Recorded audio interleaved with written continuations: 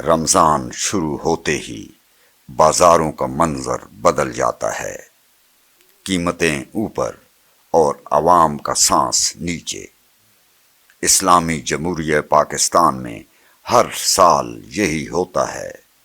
رمضان آتا ہے تو مہنگائی بھی ساتھ آتی ہے۔ آٹا، چینی، گھی، دالیں، سبزیاں، پھل، سب کی قیمتیں اچانک بڑھ جاتی ہیں۔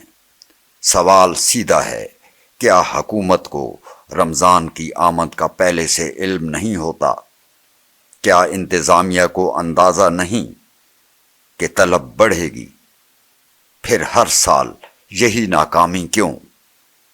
ملک کی آدھی آبادی پہلے ہی غربت سے کہیں نیچے زندگی گزار رہی ہے۔ دہاڑی دار مزدور، چھوٹے ملازمین، ان کے لیے رمضان عبادت کے ساتھ ساتھ معاشی جنگ بن جاتا ہے۔